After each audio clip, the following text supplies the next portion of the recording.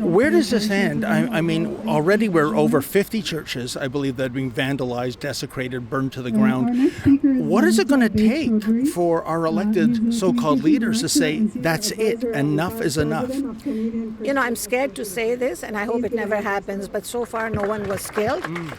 As always, Canada is going to wait until something really, really violent happens. Maybe they'll take action then, because when we have been warning them about the signs of violence and radicalization, and this is a whole long story, it's like, no, it's not happening here. They live in denial that this is happening. And that denial is going to cost us. It's going to cost us lives. Because whoever it is out there who's burning the churches feels that they have carte blanche to do it because nothing is happening. David Menzies for Rebel News here at Mississauga's Celebration Square. And I got to tell you, folks, there's not much to celebrate these days in the Christian community in Canada. Right now, if you can imagine, more than 50 churches have been burnt to the ground or desecrated or vandalized. And that's the reason for this rally here. It's called Stop the Burning of Churches in Canada.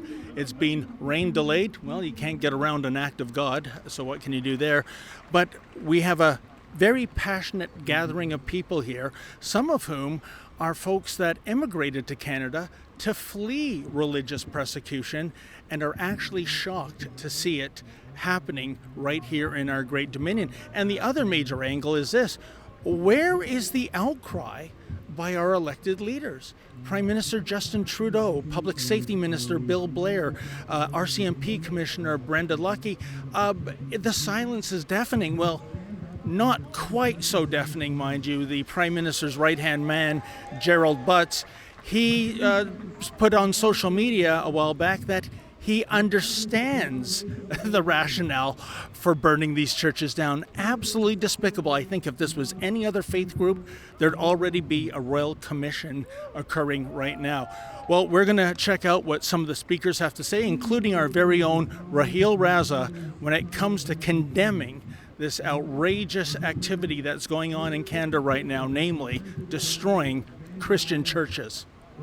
I'm an observant Muslim, but today I'm here to speak to you as brothers and sisters in humanity. I want to register my disbelief, shock, and disappointment about what's happening across Canada, where more than 50 churches have now been vandalized, desecrated, or burned to the ground. I've always written and spoken about the plight of Christians in Pakistan. I've written and spoken about the persecution of Coptic Christians in Egypt. But I never imagined that I would be standing here today speaking about this issue in Canada, where freedom to worship is a fundamental right. Where freedom to worship is a fundamental right enshrined in our Constitution. There are people here who have come from lands where they were persecuted for their Christian faith. They came to a country where they believed they would be free to worship as and when and where they choose.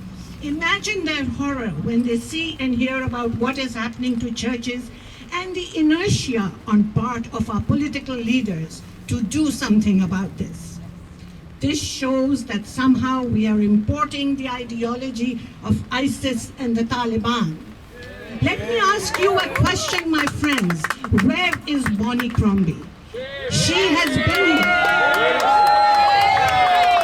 It's not as though she hasn't attended rallies in this very place before. But why not for the Christians? Where is the MP of this area? Where is the MPP of this area? They should be standing shoulder to shoulder with us. And if their shoulders are missing, remember this when you go to vote next time. Now, God forbid something happens to the protected religion, the mountain of Islamophobia would have crashed on our heads and we would have drowned in a tsunami of accusations as they and they alone are the victims. There have been summits held about hate against various communities. Where is the summit on the burning of churches, which is a hate crime? We must ask why this is happening. Why is there no urgency about this sacrilege? Why don't we see our politicians talking about this on media with passion and ideas to resolve the problem? They are silent because they are politically correct, but my friends, I am not politically correct. This is not a time to be cowed down by the one-sided so-called pluralism our leaders love to talk about. They love to use big words about tolerance and pluralism and diversity. Where is their action about all of this? It's time to stand up and be counted. And I count myself with you. I feel your pain. I feel your pain and I stand with you. I'm a grandmother, and my grandchildren have Christian mothers. So this is personal. And remember, you never mess with a grandmother. I'm going to leave you with some profound words from John 14:27. Peace I leave with you, my peace I give to you. Not as the world gives, do I give to you. Do not let your heart be troubled, nor let it be fearful. Thank you. I'm very disappointed and I'm very disturbed. You know, today was a day when I had another commitment, but I decided to come here because as a Muslim, I feel it's very important for those people who are not part of the Christian faith to speak out in support of what is happening. Because I know that when, let's say, if a mosque, God forbid, was burned, the entire country would have been up in arms about Islamophobia and the politicians would all have been here and they would have been speaking. If this happens to any other community, they are there. Why is it that the Christians are sort of sidelined as though they are a minority when they're not? Yeah, I'm trying to understand the narrative. You're quite right. I mean, I remember a few years ago, the hijab hoax, just based on an assumption something bad happened. It was later debunked. Well, you actually had the Prime Minister flying into Toronto to decry that. What is going on here in terms of the religion of Christianity is, I guess, fair game, and if bad things happen, oh well, people shrug.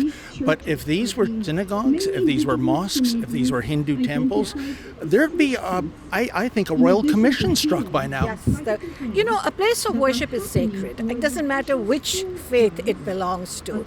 But it should be the same for all communities, for all people of faith. You know, churches are an integral, sacred part of the Christian faith.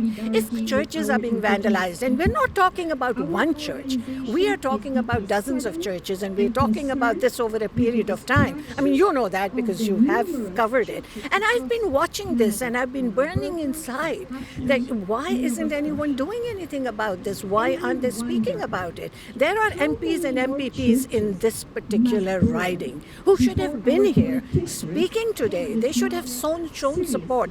Maybe we can't do anything physically, but we got to show support for our Christian brothers and sisters. They are our brothers and sisters in humanity.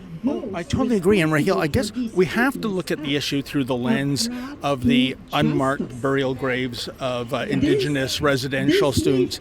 And yet, by the same token, many of these churches that have been burnt to the ground were on Indian reserves. These were their community centers. These were places where people got married, where burial ceremonies took place. They didn't want these churches burnt down. So what is fueling this arson, given that I think this is re-victimizing those in the Native community? It is, definitely. And I don't think that there has been a deep enough investigation done to find out what is happening. It's sort of brushed aside. You know, that, okay, it's happening, so a church is burned, so big deal. And I want to tell you something very poignant where the hate comes in. I posted this event on Facebook, and somebody, very educated, eloquent, I mean, I'm not talking about, somebody who's not educated, wrote a note, not a Muslim, not a Christian, wrote a note saying churches are, all funded on dirty money. I mean, something very, very nasty. And I thought to myself, this is what leads to hate. You can't make generalized statements. Yes, there have been problems with the residential schools. Yes, but these problems can be solved by dialogue. They are solved by pressuring our politicians. Burning of churches is not a solution. to any problem. 100%. And I think one of the most profound things you said in your speech, Raheel, was that this is the ideology of the Taliban and ISIS here in Canada. For me, it's terrifying. It is terrifying. The ideology of the Taliban and ISIS, the violence which only begets more violence. I see this happening here in Canada, and I never thought I would be standing and speaking about persecution of Christians in Canada. I've spoken about persecution of Christians in Pakistan, in Egypt, but in Canada? No. It's like the world is upside down. And as you pointed out, many of the people here are from countries abroad where they fled religious persecution, and it looks like that persecution followed them across the pond to happen right here in Canada. It's tragic. It's sad. It frightens people. And it's not something that should be happening in our wonderful, peace-loving country. And definitely the politicians should be ashamed of themselves. I totally agree. And Raheel, I guess as a wrap-up question, where does this end? I mean, already we're over 50 churches, I believe, that have been vandalized, desecrated, burned to the ground. What is it going to take for our elected so-called leaders to say, that's it, enough is enough? You know, I'm scared to say this, and I hope it never happens, but so far no one was killed. As always, Canada is going to wait until something really, really violent happens. Maybe they'll take action then, because when we have been warning them about the signs of violence and radicalization, and this is a whole long story, it's like, no, it's not happening here. They live in denial that this is happening. And that denial is going to cost us. It's going to cost us lives. Because whoever it is out there who's burning the churches feels that they have carte blanche to do it because nothing is happening. Why are we as Muslims here? Because in our own Muslim countries, we've faced persecution as Muslims, and we've seen it with our own eyes. And why are we ignoring it now when we are here? So obviously there is something wrong. Somebody is telling them what to do and how to behave, and which is going to be detrimental to the Canadian fabric. It is very sad that the seeds of, I'm very sorry to say, in many ways, either it's ideologically or it's physically the breaking up of Canada.